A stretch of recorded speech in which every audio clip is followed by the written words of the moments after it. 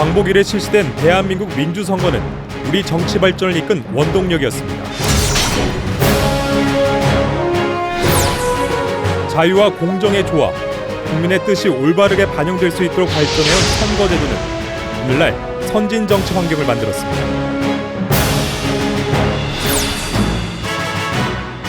우리가 우리 손으로 이룬 대한민국, 세계에 전례 없는 짧은 역사에도 불구하고 자유민주주의 국가로 우뚝 섰습니다. 역동의 민주주의 발전사를 대한민국 선거사에서 삼았습니다.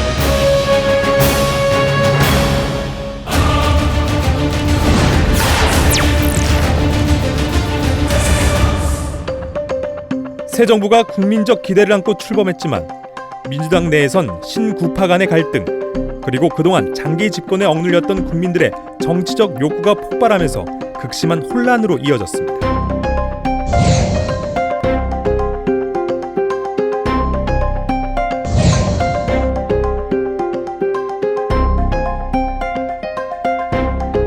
한편 미국 정보국 내에는 장면 내각에 대한 위기설이 돌고 있었습니다.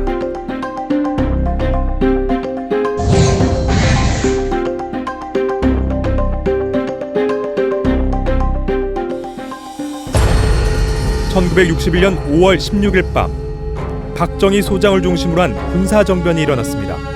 은행자도 맞은 근부는 드디어 오늘 아침 비명을 기해서 일제히 행동을 개시해 입법과 사법 그리고 행정까지 국가 핵심 권력을 장악한 군부는 의회를 해산시키고 국가재건 최고회의를 조직하여 군정을 실시했습니다.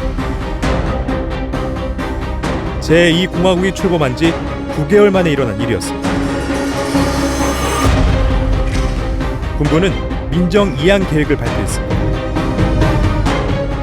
민정 이양 측에 관한 구체적인 일정은 아직까지 결정을 보지 못하고 있습니다만, 새로운 헌법 아래서 새 정부와 새 국회가 발족하는 것은 국민들에게 정부가 공약한 바대로 대략 내년 8월 중순이 되지 않을까, 그렇게 되기를 또 우리는 희망을 하고 있습니다. 정치인의 활동이 제약된 상황에서 헌법 개정이 단행됐습니다.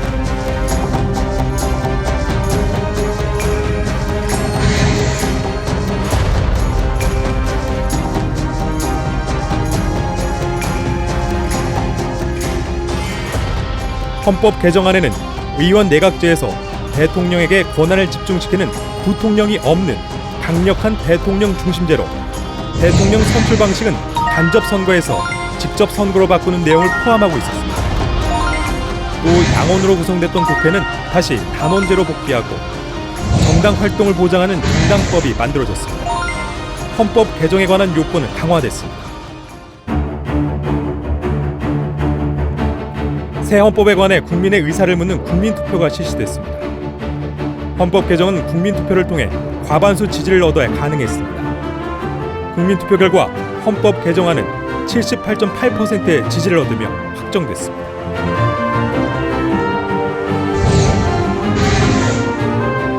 개정 헌법에 따라 중앙선거관리위원회 및 각급 선거관리위원회에 대한 근거를 두고 1963년 1월 21일 선거관리위원회를 창설하여 오늘에 이르렀습니다.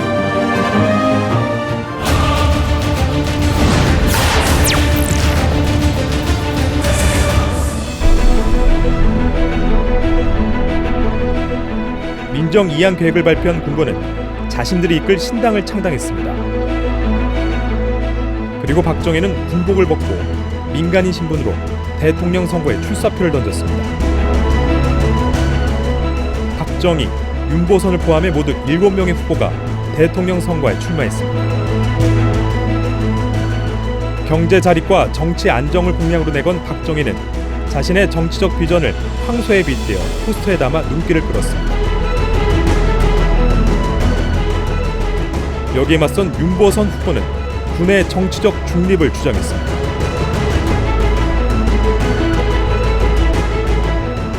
중앙선거관리위원회 창설 이래 처음 관리하는 제5대 대통령 선거. 선거제도는 크게 대통령 선출 방식과 후보자 등록 요건이 달라졌는데요. 대통령은 국민이 직접 선거를 통해 선출하기로 했고, 후보자는 정당 공천을 받아야만 선거에 출마할 수 있었습니다. 선거 막판까지 치열한 경쟁을 벌인 박정희와 윤보선. 누구도 결과를 예측하기 힘든 박빙이었습니다.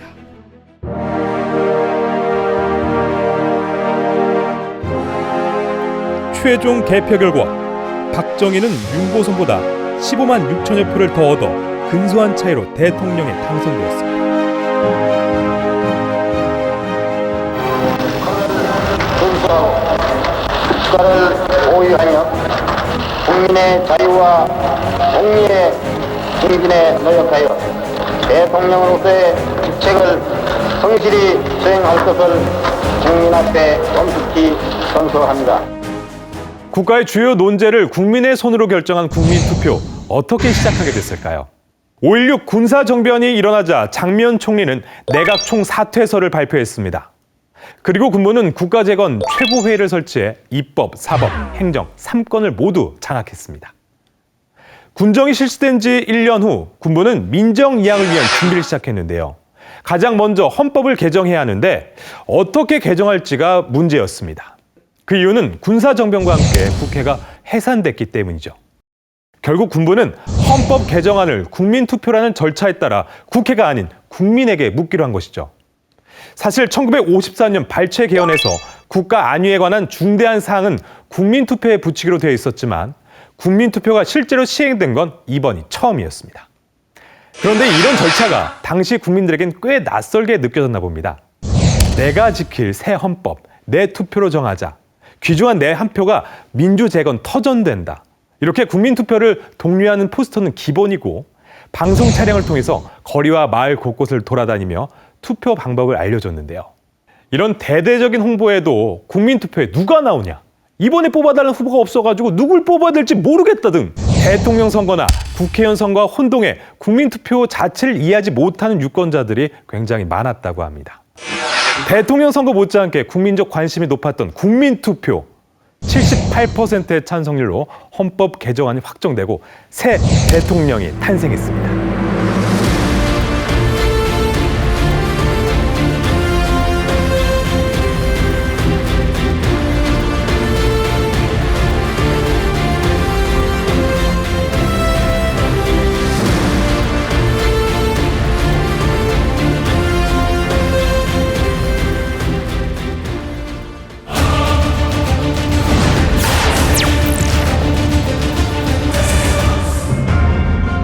제5대 대통령 선거를 실시한 한 달 뒤 제6대 국회의원 선거가 예정돼 있었습니다. 5차 개정헌법은 정당의 활동을 처음으로 법적으로 규정하고 정당 공천제를 의무화하여 제6대 국회의원 선거부터는 무소속 후보의 출마가 금지되고 정당 공천을 받지 않은 후보는 선거에 출마할 수 없게 되었습니다. 그러자 출마 예정자들은 앞다퉈 정당을 창당했습니다. 이 선거에서는 소선거구 다수 대표제와 함께 전국구라 불리는 비례제가 처음으로 도입됐습니다.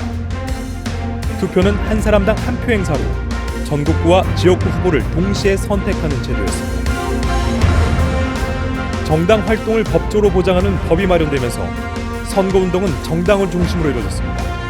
반면 개인 선거운동은 제한을 뒀습니다.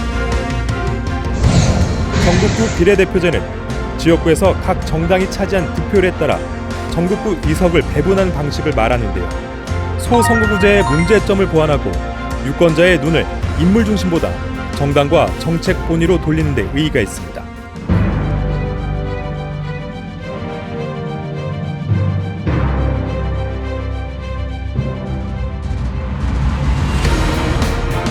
새 선거법을 적용한 제6대 국회의원 선거에는 무려 12개의 정당에서 1000여 명의 후보가 출마했습니다. 선거 결과는 집권 여당인 민주공화당의 압도적인 승리였습니다. 민주공화당은 지역구에서 88석, 전국구에서 22석, 전체 175석 중 110석을 차지하면서 과반 의석을 확보했습니다. 제6대 국회의원 선거를 이틀 앞둔 1963년 11월 23일, 우리나라뿐만 아니라 전 세계가 큰 충격에 빠진 사건이 일어났습니다. 이 사건으로 인해 24시간 동안 선거운동이 중지됐는데요. 선거를 이틀 앞두고 후보들에겐 1분 1초가 아쉬운 이 순간에 무려 24시간이나 선거운동을 할 수 없었다니 대체 무슨 일이었을까요? 수많은 군중의 환영을 받으며 달라스 시가를 달리던 도중 이곳 교과서 회사 건물에 숨어 있었던 범인이 흉탄을 쏘았던 것입니다. 바로 미국의 존 F 케네디 대통령이 암살을 당했다는 비보였습니다. 고인을 애도하고 조의를 표하기 위해 24시간 동안 선거운동을 중지한다는 결정을 내렸습니다.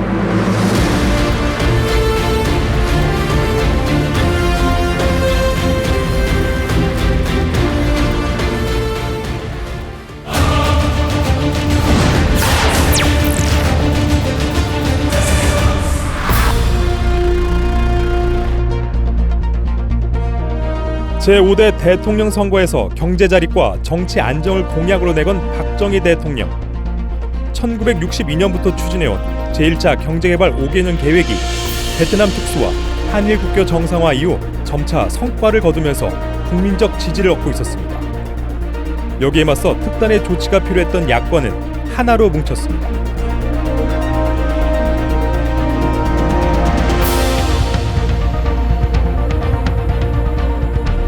집권 여당인 민주공화당은 전당대회를 통해 만장일치로 박정희를,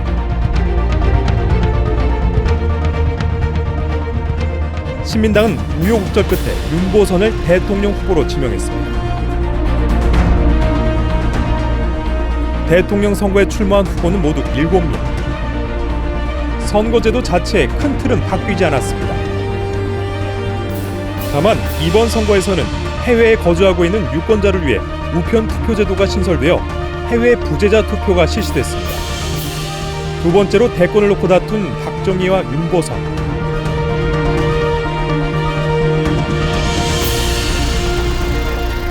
이번에는 박정희 후보가 51.4%를 득표하여 40.9%를 얻은 윤보선 후보를 여유 있게 누르고 승리했습니다.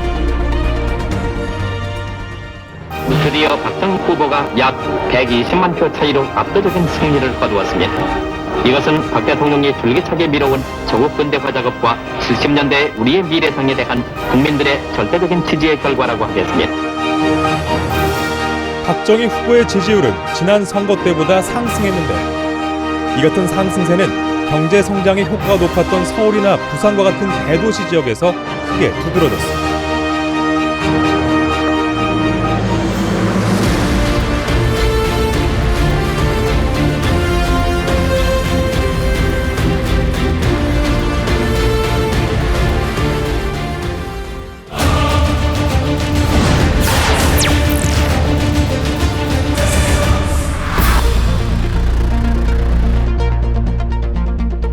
제6대 대통령 선거 한 달 후 제7대 국회의원 선거가 예정돼 있었습니다.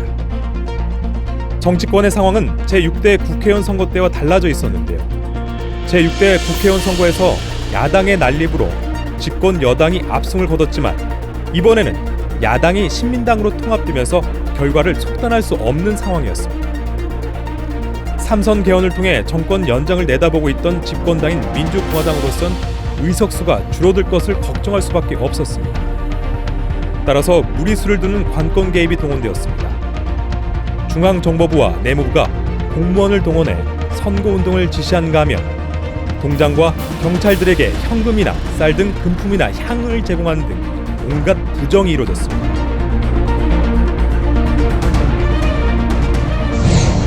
이번 선거에서는 선거인 명부 사본의 교부 제도가 신설됐고 선거사무원 수납, 연설의 고지 벽보 매수 등 선거운동에 관한 제한 규정을 완화했습니다. 또 선거 감시 절차의 강화를 위해 투표 통지표 작성 방법을 법정화했습니다. 선거 결과 집권 여당은 지역구에서 102석, 전국구에서 27석으로 129석을 확보했습니다. 개헌선인 117석을 훌쩍 뛰어넘긴 결과였습니다. 대통령과 국회의원, 양대 선거가 한 달여 간격으로 실시됐는데요. 숨가쁘게 돌아가는 선거를 공명선거로 치르겠다는 목표 아래 중앙선거관리위원회는 특별한 행사를 준비했습니다. 바로 국민들이 참여하는 선거의 노래 공모전이었는데요. 전국 각지에서 쏟아진 응모작은 268편, 그중에 29편이 본선에 올랐습니다. 청년이나 학생, 시골에 사는 목사, 여염집 아낙, 심지어 70세 할아버지들까지 다양한 분들이 참여해 주셨는데요. 그렇다면 어떤 작품이 수상의 영광을 안았을까요?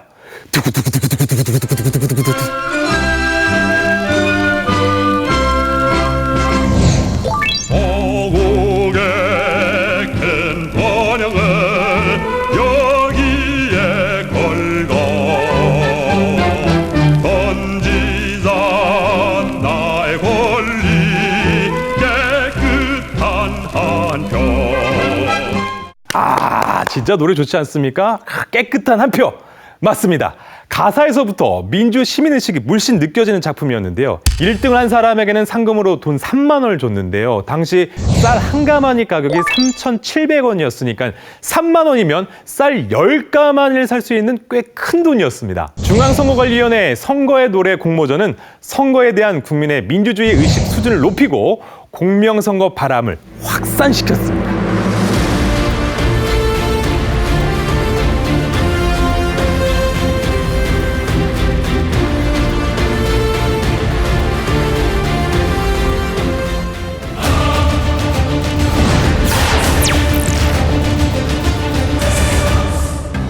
제7대 국회의원 선거가 끝나자 선거 결과를 부정하는 여론이 점차 확산돼 갔습니다.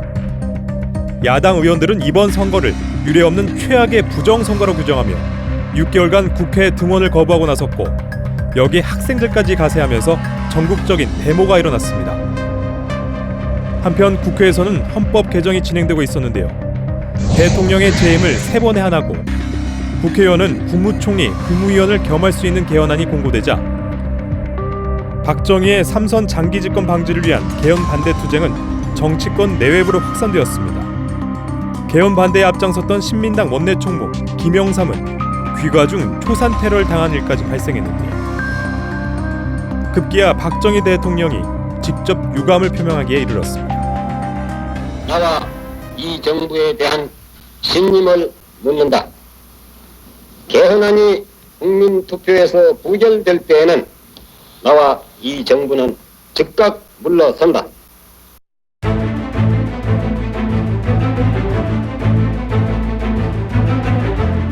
개헌 문제는 다시 국회로 공이 넘어갔습니다.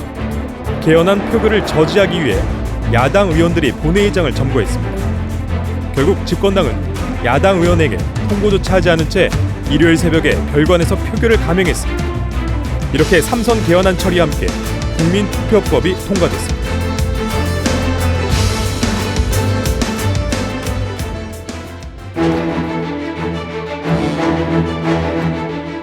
대통령의 신임 여부와 개헌안에 관해 찬반을 묻는 국민투표가 실시됐습니다. 국민에게 안정적인 정국 운영을 약속하며 지지를 호소한 집권당, 장기 집권을 막아야 한다고 주장한 야당, 여야의 주장이 팽팽하게 맞선 가운데 개표가 시작됐습니다. 국민투표 결과 3선 개헌안이 최종 승인됐습니다.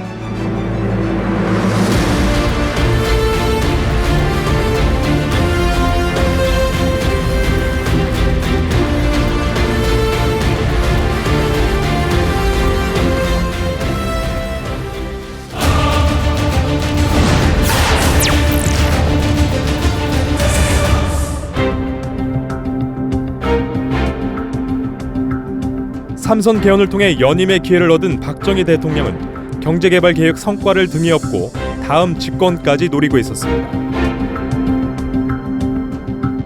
한편 지난번 선거에서 박정희 대통령에게 큰 표차로 패배했던 신민당은 위기감에 휩싸였습니다.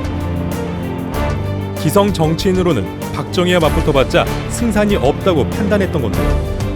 대책을 고심한 끝에 야당은 우리나라 헌정사상 처음으로 대통령 후보 경선제를 도입하기로 했습니다. 신민당 김영삼 의원이 기자회견을 열어 40대 기손을 내세우며 경선에 출마하겠다고 선언하자 잇따라 같은 40대인 김대중, 이철승이 경선에 합류했습니다. 드디어 대통령 후보를 선출하는 당내 경선이 실시됐습니다. 신민당의 40대 기수로는 신선한 바람을 일으키며 대중들의 관심을 일으켰습니다.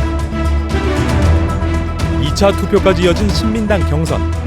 김영삼이 우세할 것이란 예상을 띄었고 김대중이 신민당 대통령 후보로 선출됐습니다. 선거에 출마한 후보는 모두 7명. 그러나 선거 양상은 사실상 박정희와 김대중 양자 대결로 굳혀졌습니다. 박정희는 지속적인 경제 성장을 통해 안정이 보장된 번영의 70년대를 약속했습니다. 내가 이 자리에 나와서 여러분들에게 나를 대통령으로 한 번 더 뽑아주십시오 하는 이런 정치 연설은 오늘 이 기회가 마지막 연설이 될 것이라는 것을 확실히 말씀드립니다. 치열한 당내 경선을 뚫고 박정희와 맞붙은 김대중은 장기 주권 체제에서 벗어나 자신의 이름을 활용해 대중경제, 대중사회를 비전으로 제시해 눈길을 끌었습니다. 박정희가 승리하면 앞으로는 선거도 없는 전 인권의 공동체가 온다는 데 대한 확고한 증거를 나는 갖고 있다. 선거 막판까지 후보 간 경쟁은 팽팽했습니다. 개표가 시작되자 접전이 펼쳐졌습니다. 두 후보 간 차이는 94만여 표, 박정희는 634만여 표를, 김대중은 539만여 표를 득표했습니다.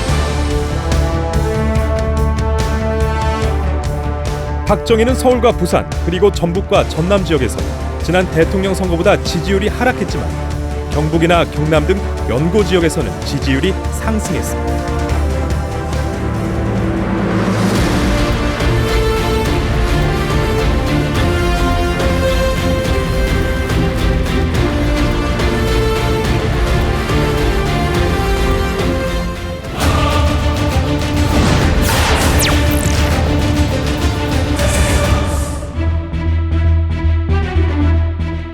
대통령 선거 이후 한 달 뒤에 예정된 제8대 국회의원 선거. 보장입법과 협상선거법에 의하여 개정된 국회의원 선거법으로 제8대 국회의원 선거가 실시됐습니다. 바뀐 선거법에 의하여 투표용지의 정당 기호는 정당 순위에 따라 아라비아 숫자로 표시하고 투표할 때는 반드시 주민등록증을 지참해야 투표용지를 교부받을 수 있도록 했습니다. 전체 204개의 의석 중 집권 여당인 민주공화당은 113석을 얻으며 과반 의석을 차지했습니다. 그러나 신민당도 89석을 차지하며 선전했습니다.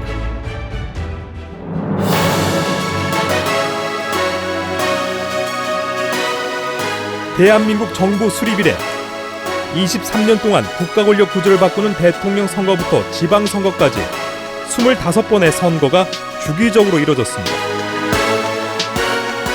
그러나 선거 과정에서의 관돈 개입이나 금권 선거 등의 부정 선거는 국민의 의사를 왜곡시켜 민주주의의 근본까지 훼손시키는 결과를 낳았습니다.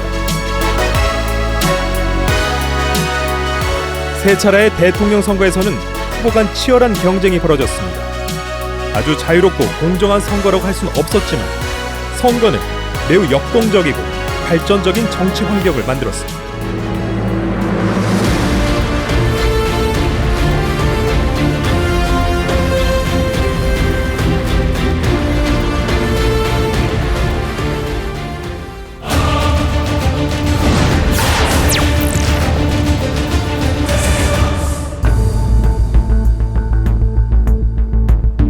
제8대 국회의원 선거에서 다수 의석을 확보한 야당. 이와 반대로 집권 여당은 잇따라 터진 사회적 사건으로 지지 기반이 흔들리고 있었습니다. 새로운 돌파구가 필요했는데요. 나는 통일과 중흥이 반드시 우리 시대에 이루어질 수 있다고 자신하며 이를 성취하는 열쇠는 오로지 우리의 힘, 즉 국력을 기르는 데 있다는 것을 거듭 강조하지 않을 수 없습니다. 박정희 대통령이 특별 선언을 통해 비상계엄을 선포했습니다. 이에 따라 국회는 해산됐고 정치인의 정치 활동도 전면 금지됐습니다. 그리고 비상국무회의가 소집됐습니다. 비상국무회의는 일대 개혁을 단행하기 위해 유신 헌법안을 공고했습니다. 유신 헌법안은 절차에 따라 국민투표에 붙여졌습니다.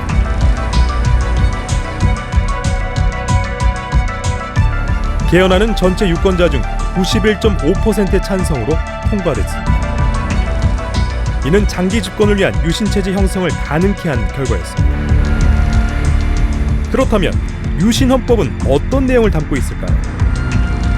대통령 선출 방식을 대통령 직선제에서 통일주체 국민회의에 의한 간접선거로 바꿨습니다.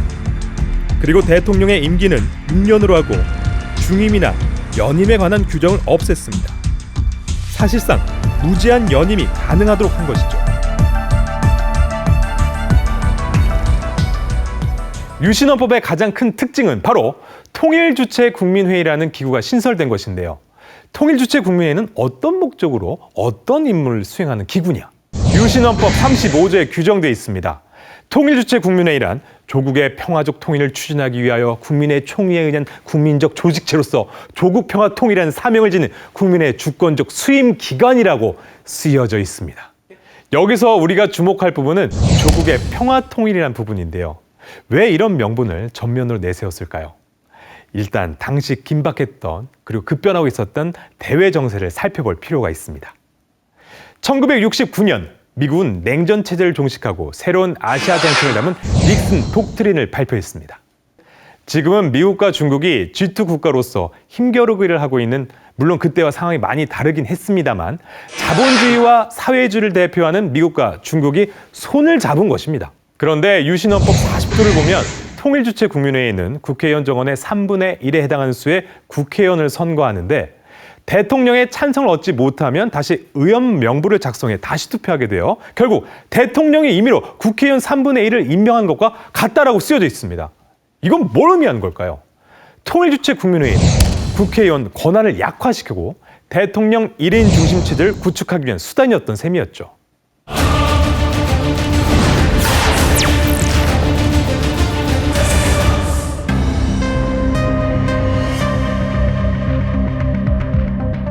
개헌안이 통과되자 계엄령이 해제됐습니다.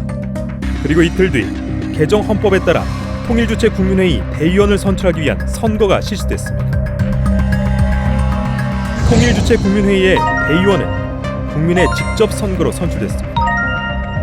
대의원은 정당에 가입할 수 없고 국회의원과 법률이 정하는 공직을 겸할 수 없도록 했습니다.